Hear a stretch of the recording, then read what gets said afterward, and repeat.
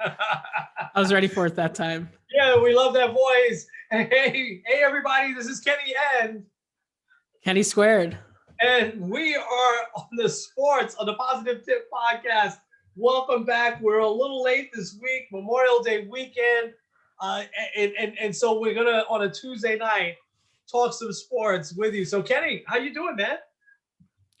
I'm doing good. We went old school going away on Memorial Day weekend, a la Quinnipiac. So it was fun. A lot to talk about, I think, in general with sports, but we can get into that. Yeah, no doubt. Let's dive right in. I'm so glad you guys got to go away. That's fantastic. Weather here was horrible. Was cold, rainy all weekend long, but we still had a good amount of fun.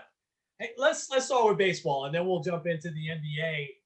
Because the NBA for us is a little disappointing right now, but it's not over yet. Um, but so baseball, we've got 2 months in. It's amazing how it's flying by. So, what's been a couple of your biggest surprises so far in these first couple of months in baseball? Um, I think, and I probably, this is going to make me sound biased, but I promise I'm not. I'm surprised that the Red Sox are still doing as well as they are. Yeah, Um, I think yeah, it has a lot to do with the testament of Alex Cora and what he means to that clubhouse. yeah, Um, no, but I think they're probably still to me one of the most surprising teams. I mean, you look at the American League, who else would win Manager of the Year right now? It'd have to be Alex Cora, right? A team that was in last place the last couple of years. Um, and also, and you called it from the beginning, um, the San Francisco Giants, they've been really good. Um, yeah, and I've enjoyed where they are. And I think also, and I guess things are kind of changing a little bit, but the Dodgers have been on the negative side a very big surprise for me. After yeah, starting out, what were they like 14-2? They have not looked like a defending champion since then. yeah. And they whine a little bit too, which is surprising. Like I forgot who it was. They made some sort of gesture towards Clayton Kershaw and Chris Taylor and a few of the other players said, "Oh, you can't do that to Kershaw," and they've gotten into a few of these little spats with the Padres that seems above them. They're the champs. So I'm surprised the Dodgers too. I'm gonna give you mine. You're not gonna like it. I'm gonna give you my surprise because I had to do a double take the last couple of days to look at the standings. I did not expect Tampa Bay to be this hot early. Usually they are a second half team. They're 35-20, and they are just like trying to run away with things here. Are you? I don't think scared is the right word, but are you now in a little bit of you know, not panic mode, but a real sense of urgency, Yankee mode right now? Because are you thinking that this division could get away from them pretty fast? It's still very early, but Tampa is blistering hot, and I don't know how they do it. I mean, it's just unbelievable how they do it every year. But are you thinking that your Yankees need to really get a sense of urgency and really get going here? I would say yes and no. I think there are some players that yes, like they need to get going. Like I have up here, because ironically they're playing Tampa Bay tonight. I'm just gonna read you off the batting averages of everyone that's starting tonight. So DJ LeMahieu 260, Rougned Odor, who's the number 2 hitter, 191, Oh, Judge 298, Urshela 256, Ford 138, Gary oh, Sanchez 202, and Duhar 242, Gardner 193, Frazier 182. So 1, 2, 3, wow. 4 guys batting Yeah, under 200. Sanchez batting 202. And I feel yeah, like that's kind of been the story of them all year. And the last couple weeks, the pitching, which was doing spectacular, has kind of taken a little bit of a backseat, exposing how little they've been hitting. They're losing right now, too, so that doesn't help. I would yeah, say I'm medium concerned because, yeah, the Rays look really good. And I don't know who the Yankees need to get going hitting pretty much everybody, but like the pitching can't be pristine. You need that hitting too, and the hitting just hasn't been there for most of the guys. Yeah, I mean, I was a little bit the opposite of you when we were previewing the season. I was very concerned about the Yankees pitching, but pitching's been good. And now, are you concerned that Kluber is down for a while? Yeah, they said he's out until at least August. So Oh, August. at Oh my least 4 months, 4 weeks rest, and then 4 weeks to kind of ramp him back up. Well, they knew that So was a gamble. I don't even I know mean, what to think of that. yeah, Yeah. I mean, everybody knew that that was a gamble. But now, do you think they need to make a trade or make some sort of move to replace him, or are you good with what they have? I'm good with what they have because they do have Michael King, who's kind of been like the long man. They called up David Garcia for the one start. I think that was Saturday. Yeah. Um, and then also Severino could be starting a rehab assignment within the next couple days. So it'll still be probably a few weeks for him to fully be back. But like, I think I'm fine with it because I would love to see what Garcia has with like a little bit of a longer stretch, although that can't happen now for at least a couple more weeks. Michael King, I would love to see what he can do as a starter, but he would probably be more of like an opener or like a guy to piggyback an opener just because Yeah. he hasn't Yeah. thrown like a ton of like he hasn't been worked up like that. But I'm fine with it for now. If someone else goes down, I would say they definitely need another starter. Okay. Here's what I would. Can I give you an intangible that I would be worried about if I'm the Yankees? Um, What's that? Tampa Bay lost Game 6 World Series, right? And they should have been at least get it to a Game 7. The whole Blake Snell thing. We don't have to rehash that, right? Yeah. So are they playing with a chip on their shoulder? You know, we see it in all different sports. We definitely saw it in the NBA. I don't care what anybody says. And the Bucks tried to be very classy. The Bucks had to have revenge on their mind, sweeping Miami the way they did. And I'm just thinking that Tampa might have a chip on their shoulders the way last year ended because that was really really bitter for them. You know, although again they changed some of the players and everything like that, they still have the same manager.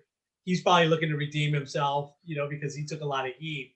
I would be leery of that, you know, if I'm the Yankees. It's one of those intangibles that because I did not expect Tampa to get this hot this quick. No, Yeah. I thought they'd take a step back because I mean, Blake Yeah. Snell was a big part of their team. They've moved on Yeah. from him, it seems like. Yeah. Yeah. Um, Charlie Morton too. It seems kind of odd that they're this good.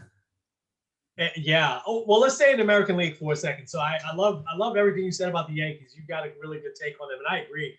I think they get another injury, they've got to make a move, and they will. That's the thing. They have, you know, they still have good people in their farm system. They can get somebody for sure, especially somebody that might be on the last year of their contract. But obviously, the White Sox and Oakland are the two other front runners. Oakland cooled off a lot, but they're still in first place. The White Sox very very consistent. Any surprises in either one of those divisions for you? Not really. I figured the White Sox would be good. What's to me like a little bit reassuring as a Yankee fan is the fact that the Yankees swept the White Sox a couple weeks ago. Yeah, Um, yeah, but they're really good. They have a really good manager in Tony La Russa.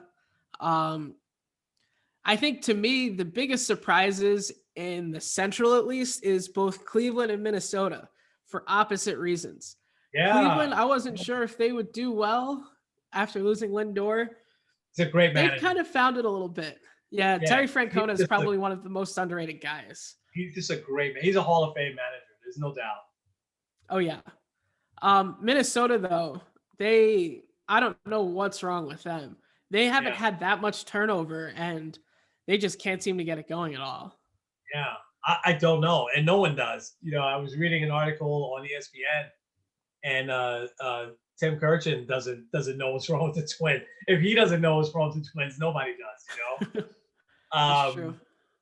Let me give you in the National League real quick. I'm liking what the Mets are doing. They're treading water, but They got some guys back last night. Kevin Pillar, who I was totally wrong about. I loved his courage and what he did, but the guy's hit it. He came back, had a big RBI hit last night.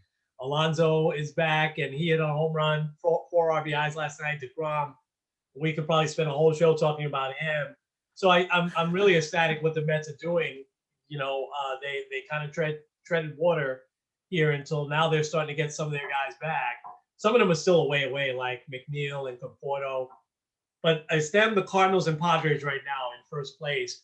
So before I ask you if there's any surprises there, would you agree with me in this? I jotted this down. I think the Braves now are in trouble with Ozuna and everything, that the terrible stuff that happened with him. First, he had the bad injury.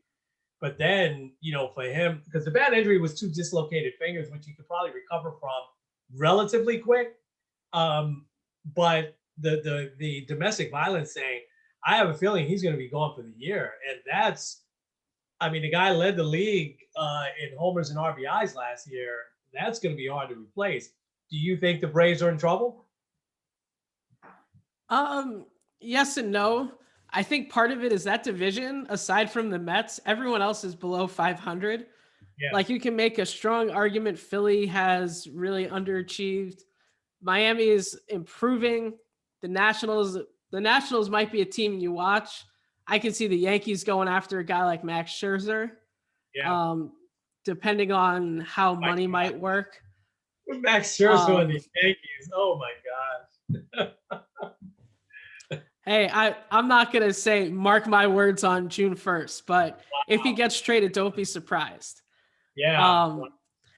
But I think they can hang in for that reason. However, Marcell Ozuna is a big part of their lineup. Kind of the same thing. I'm going to compare him a little bit to Luke Voit. Luke Voit led the league in home runs last year. I think he's played 10 games, and he's going to be out with a grade 2 oblique strain. So he's going to be down and out for a while. He just came back. Yeah. Yeah, he just came back too. So I would be surprised if Ozuna plays again this year. The biggest suspension was Domingo Germán, who ended up being 63 games. They suspended him overall half a season. So given that precedent, and Germán wasn't arrested. So given the precedent there, I would be surprised. I agree with you, but the Ozuna thing, what makes that really bad is his 2 police officers saw him with his hands around his wife's throat, when they walked in, and they described his cast and everything. You know what I mean? So that really is not going to, I don't think that's going to end well for him, unfortunately. The Braves would probably make a move, I would guess. It is early, but I just think that,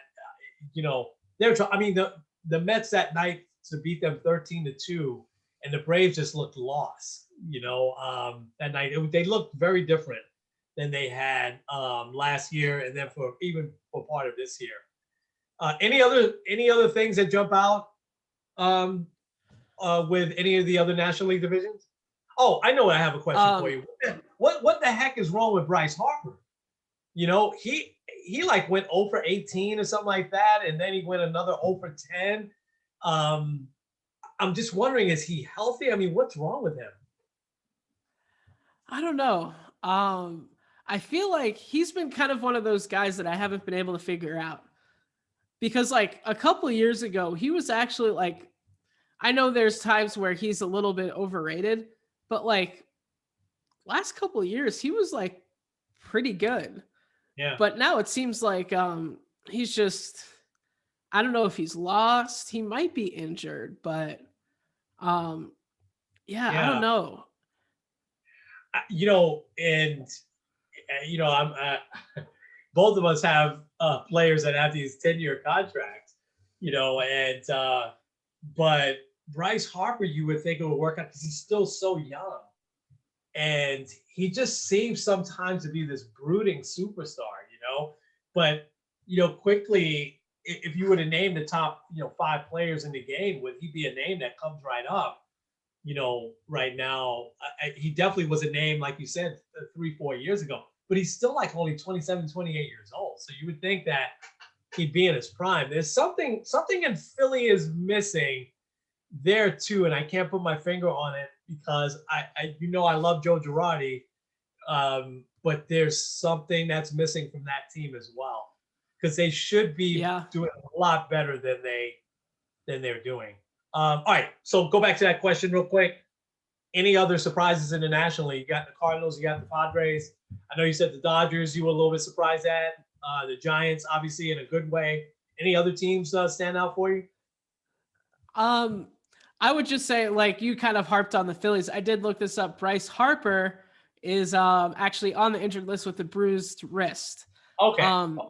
Well, that makes and sense. something, yeah. So that was probably like a lingering thing, if I had to Yeah, guess. But yeah, something else with Atlanta, and I'll ask you this question: do you think that them losing the way that they did kind of deflated them a little bit? Like, you know yeah. how sometimes you get those teams that like they come so close, they blow it, and then they can't really ever recover. Well, it's a great question because I think that teams react one or two ways, right? It's rare that you see the team that is just steady after because they obviously they got real close too. But either teams come out like Tampa Bay with a chip on their shoulder, or like the Milwaukee Bucks, or they come out like the Braves and they have that hangover. I remember the Mets when they lost in 2015. They made the wild card game in 2016, but they didn't wake up until like August. I remember that year, and so they were still talking about how they lost to the Royals. They were still talking about Matt Harvey. Should we have kept him, taken him out or kept him in? Some of those things can definitely linger.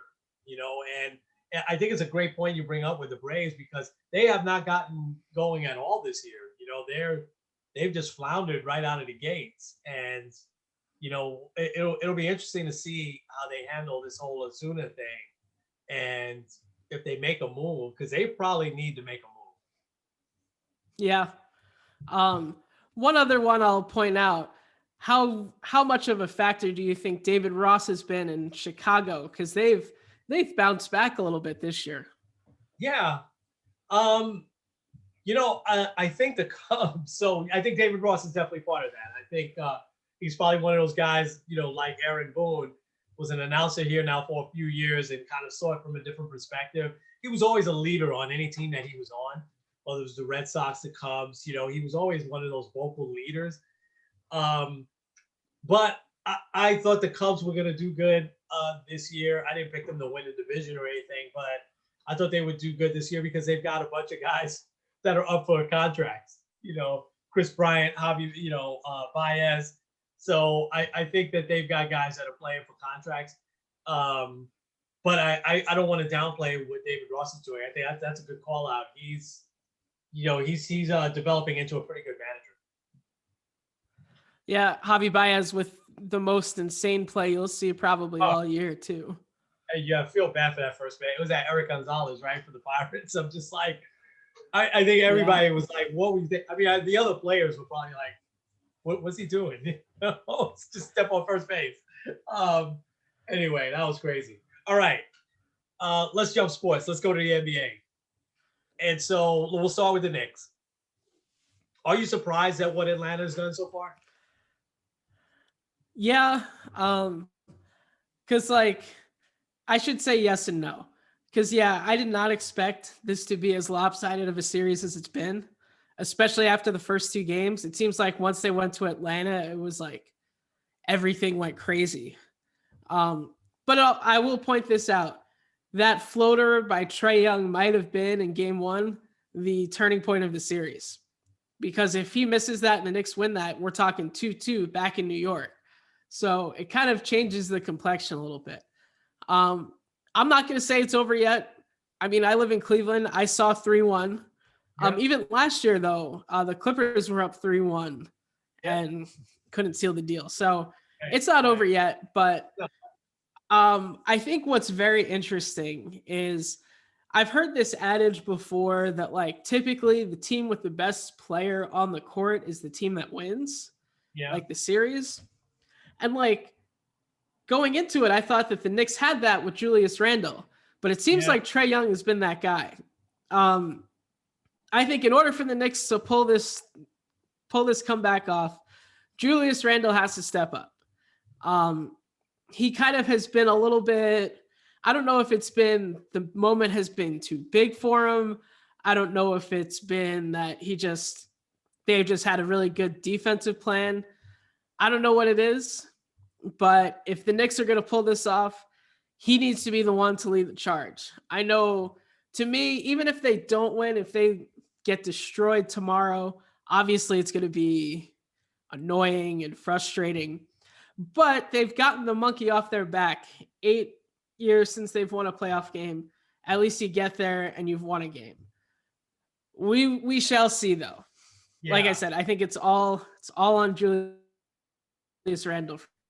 Yeah, I mean, because Derrick Rose has done everything that he could possibly do. I think the defense has been a big part of it. Atlanta's played just unbelievable defense on him. Are you surprised at how well Trae Young has played? Not really. I think Trae Young's one of those guys that just hasn't gotten a chance to shine in the big moment. And because he now has that opportunity, he's taking advantage of it. And I think he's a lot better of an offensive player than defensive, but he's definitely one of these budding all-stars. Like, I don't think if they advance and it's going to be them against Philly, I don't think that they could win. I mean, there's obviously the shot of them winning, but I think Ben Simmons would lock him down easily, and then Embiid would just completely dominate the series. But yeah. I think just in general, he's one of those guys, like, once he gets that moment, once he has that opportunity, he's not gonna step back. And I think it was really obvious in game 2 when everyone's booing him in introductions. Guys spit on him at one point, and he's just gonna keep doing his thing and keep shooting the lights out. So no, I'm not really that surprised by him. Okay. The fan stuff has been just awful. And Embiid is out for the next game with Washington. He hurt his knee last night. So he's out at least for the next game. So we'll see what happens. I agreed with that. I don't really have anything to add. I think that, can the Knicks win the next 3? Of course. I think the Knicks are just as good as the Hawks. The Hawks have just outplayed them. They've out-hustled them. They've out-rebounded them. It's and the Hawks are getting it from some of these guys that, you heard their names when they came out of college. They were supposed to be good, and they're just now starting to come into their own. John Collins, DeAndre Hunter, Bogdanovich. This Kevin Huerter guy, who I remember him at Maryland just being a lights-out shooter. And so I think they've all gelled at the right time. But I gotta credit. Thibodeau's done phenomenal, but man, Nate McMillan has done a great job with that team, and he's got them playing at a very high level. I think the Knicks will at least get this back to Atlanta for Game 6. I do think they'll win tomorrow night. I think Randall will have a breakout game, and then you never know. We'll see what happens. Let's go around to a couple of the other series. Certainly the one that's the most intriguing right now is Lakers Suns. And that's Game 5 tonight. I wish it was Game 5 tonight at 8 o'clock. It's Game 5 tonight at 10 o'clock. So, I saw a little bit when they played during the day, but I haven't seen much of the series except for highlights. I'm not sure if you have, because I know you're not a late guy anymore either. What are some of your thoughts on Lakers Suns? And this is Chris Paul's moment right here. You're back now. You got Game 5, pivotal, on your home court. Get out there and win this Game 5. Go up 3-2, put all the pressure back on the Lakers. What are some of your thoughts on this Lakers Suns series?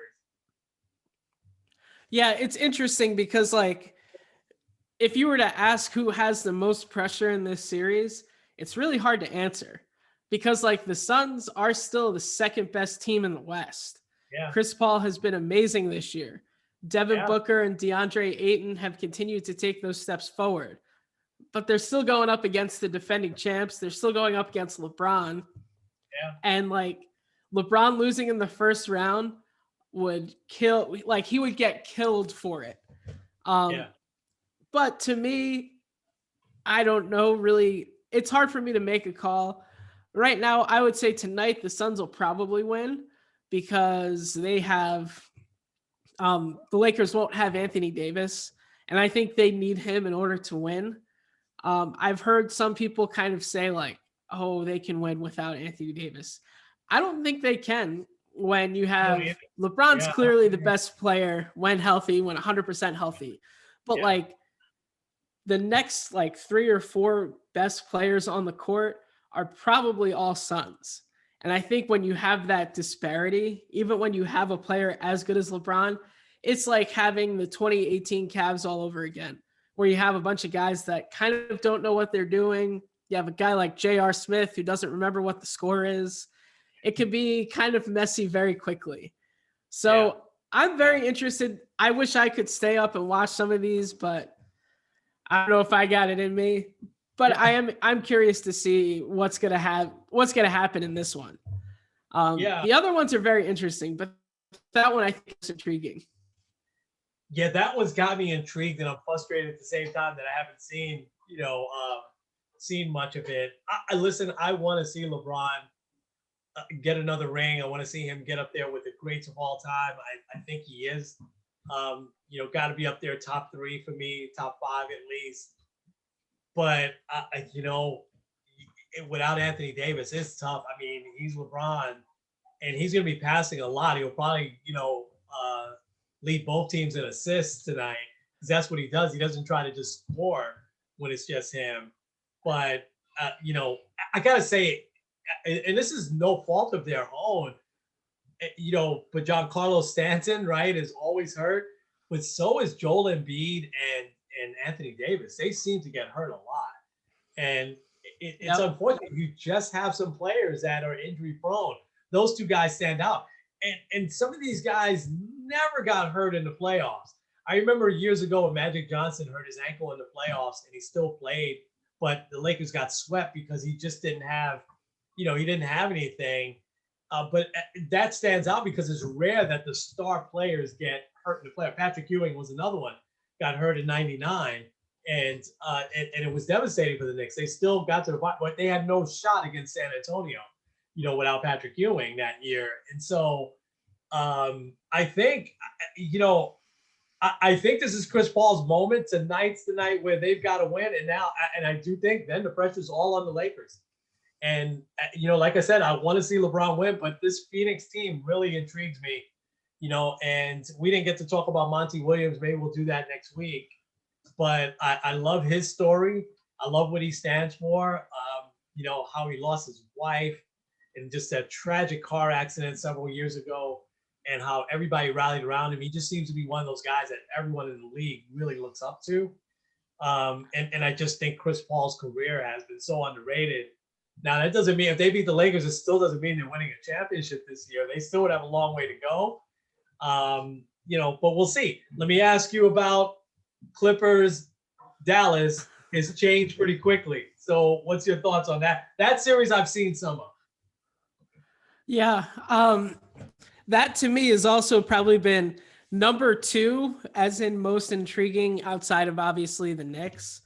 And also the Suns and Lakers. But it's very interesting how things can change very quickly. And I feel like that's kind of biblical too, where a lot of times like people kind of like one situation can change overnight. And sometimes that is just through like whether it's prayer, whether it's just having a unique perspective. But like you look at Thursday, Friday, everyone's like, oh my gosh, the Clippers are going to blow another lead.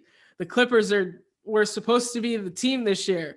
But now, and also it doesn't help the Mavs that Luka is not really 100%. But now everyone's like, well, okay, here they are. Now, are they actually title contenders again? Can they actually do what they were trying to do? I would love to still see Lakers Clippers. I feel like it's not going to happen. To me, the Lakers Clippers is very similar to Kobe and LeBron. Like we always wanted to see it, but they never met up. Yeah, we never saw it in the finals. Yeah. That's a good take. I think what's bothering me with the Clippers though is that it's just Kawhi and playoff P they're the only two that are playing well. Everybody else is like, I'm like, what are these guys doing? You know, even our guy Marcus Morris is like throwing up shots that aren't even coming close, which is odd for him. You know, so I think that series is still probably going to have some turns over these next 3 games. So I can't tell you who I think is going to win that. I don't know. But that's an intriguing series. You know, so we'll see what happens. The Portland Denver one is also very very intriguing. Damian Lillard. See, I'd like to see him go on, but Jokic is also so good. He's such a great player too. So we'll see. I don't know. We'll see what happens. Um, so you want to do our last topic? Are you still with me? Uh-oh.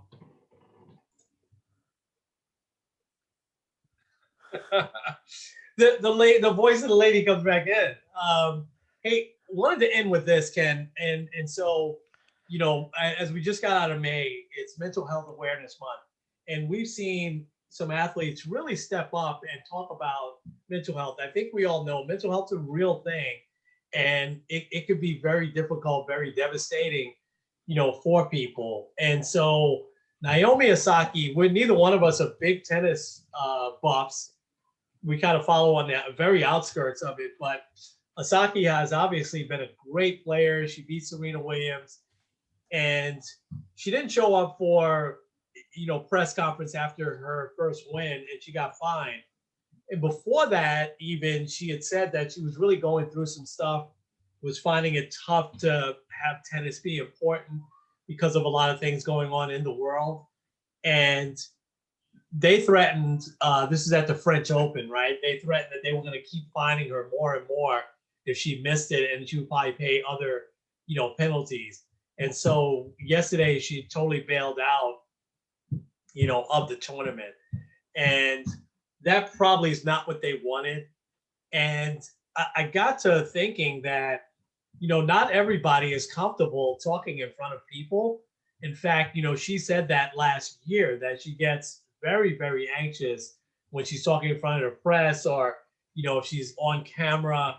And I just wonder why the French Open, or even or any sport, doesn't take that into account, because it's not just, it sounds like they've taken a little bit more seriously, but you know, the NBA will find someone for not showing up, you know, to a press conference or not talking to reporters and stuff like that.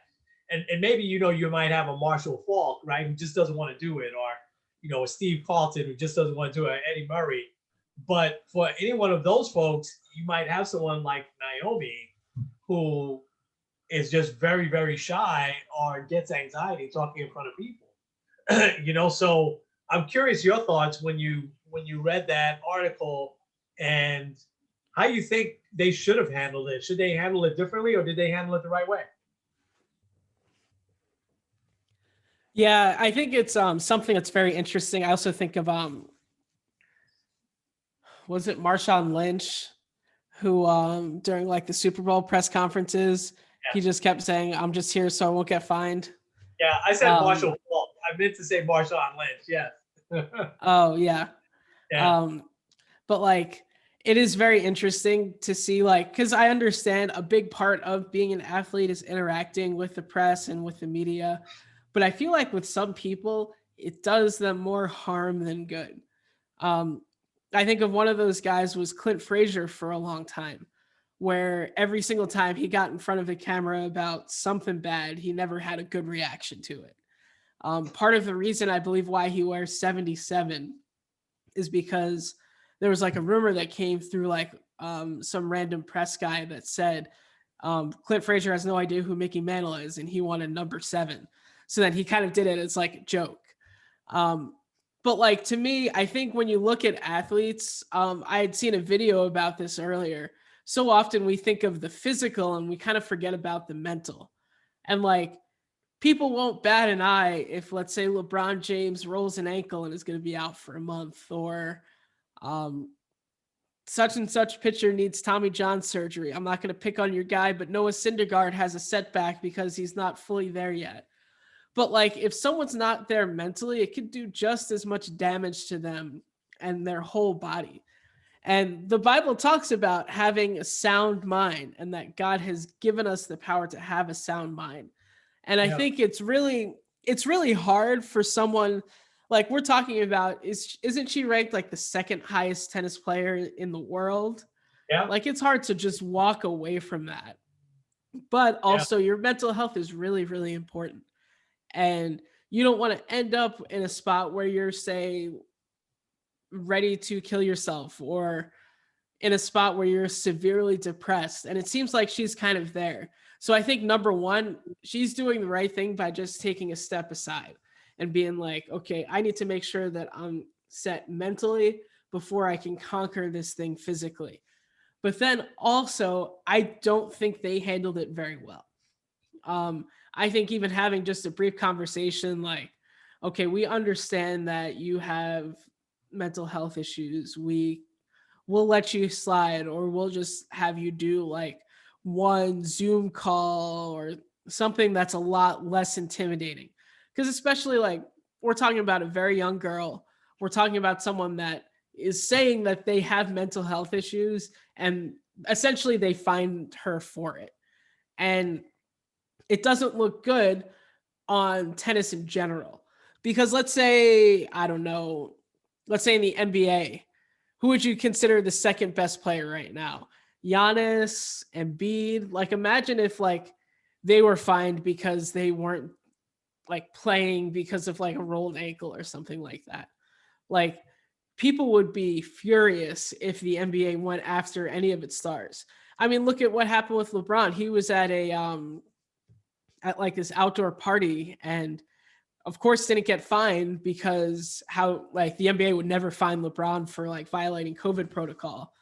But like it's kind of the same thing. Like they find one of their stars, one of their budding stars. And obviously like the rules apply to everyone, but I feel like they could make exceptions. And I think like not even just tennis, but also other sports should consider that. Like not everyone should have to speak to the media, especially if it triggers anxiety, if it leads them to depression, if it makes them feel like they can't handle it mentally.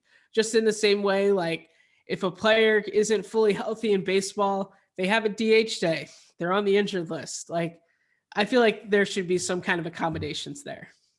Yeah, and a mental health day is a real thing. I know in the workforce these days. You made such great points there, and I think the one also that really puts it in perspective is that this tennis association, whoever they are, they basically went after their up and coming star. Um, she's obviously their up and coming. I mean, Serena's not going to be around forever. She's the heir apparent. There's nobody really better than her except Serena right now, and she beat Serena. So, you basically now don't have that player in one of your big majors because you couldn't work with her. That just doesn't make any sense to me. Here's where I want to end, and then I'll have you take us home. I don't remember his name. You might.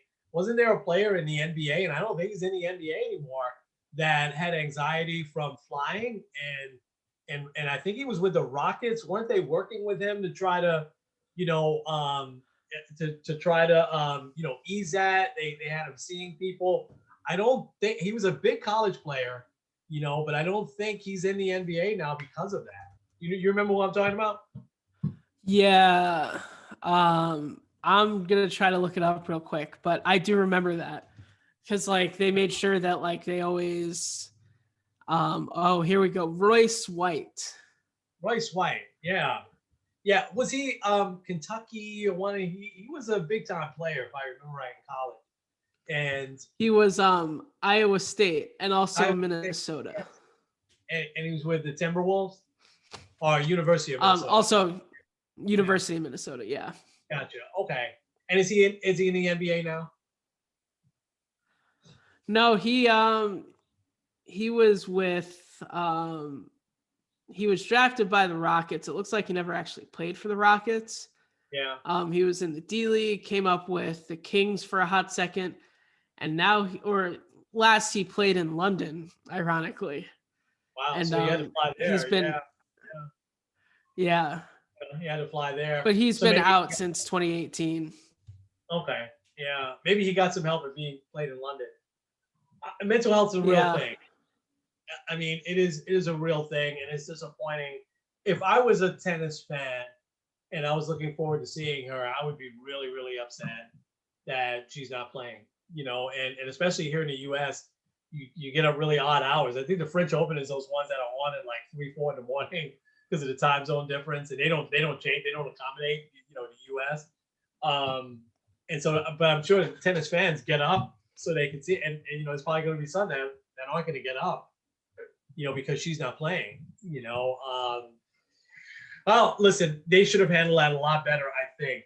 And so, we can talk a little bit more about it next week because I'd love to get into maybe you made some great points comparing that to physical injuries. And, we can also look at Derrick Rose when he disappeared for a few days, and we don't know what that was all about. Maybe he just needed a mental break. Kevin Love has been so open in talking about, mental health as well. So anyway, I'll leave you with this, a little plug on our podcast tomorrow now with Pastor Greeley. We are, talking about 2 movies that deal with mental health, A Beautiful Mind and One Flew Over the Cuckoo's Nest. So, it's a real thing. I'm glad. I know that's a weird title, right? Anyway, Yeah. that's all we got. Kenny, take us home. All right. Well, enjoy some more NBA playoffs. Hopefully the Yankees can pull off a few wins here. But for now, this is Kenny Squared End Kenny? with sports on the positive tip. We will see you guys next week. Awesome. Thanks, Ken.